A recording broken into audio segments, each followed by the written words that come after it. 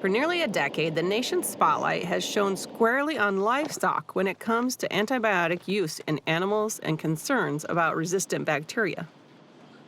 While U.S. regulations implemented in 2017 helped drive down the sales of certain antibiotics for use in livestock by 36% between 2015, the peak year, and 2022, concerns about bacterial resistance have not eased. In response, the European Union in 2022 created greater powers in Europe that would allow them to withhold certain medically important antibiotics from animals. The European Union didn't focus only on livestock, but included man's best friend, as well as their feline counterparts and other companion animals.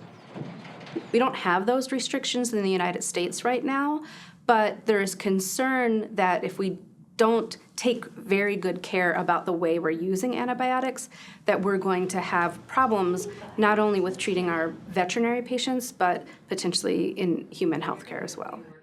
Pets have not been the primary focus of the U.S. Food and Drug Administration when it comes to preserving the effectiveness of antibiotics, particularly those used to combat disease in humans. But that may soon change.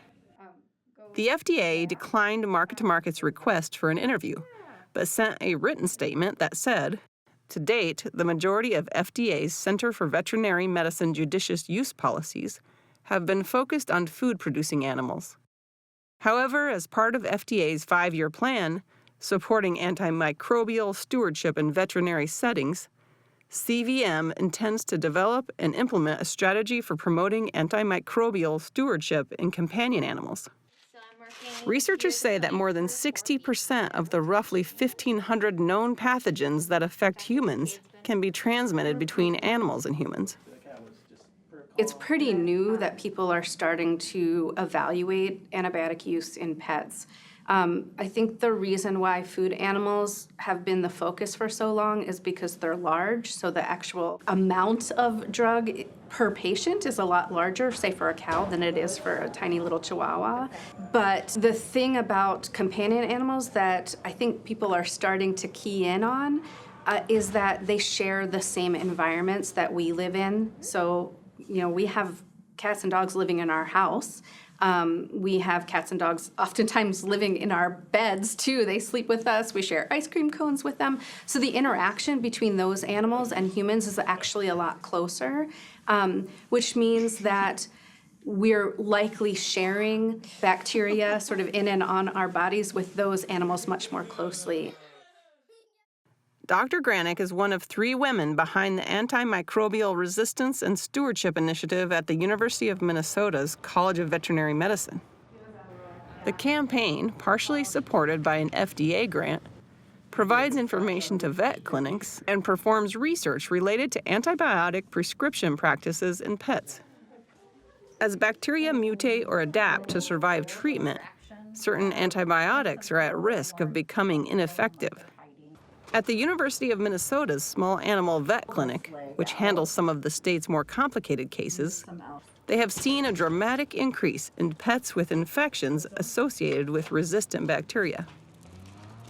And I certainly have seen that in practice where, a human has an antibiotic-resistant infection, and a dog that lives with that human comes into us and has an infection, maybe in a different location of the body, but with also the same organism, the same resistance pattern. So, so the closer we are, in contact with those animals, I think the greater the risk. And we're not going to get rid of our pets, right? They're part of our wellness. And so what we need to do instead is just be really careful about how we're treating our pets, because we have to recognize as veterinarians, we're not just treating the pets, we're kind of treating the whole household in a way.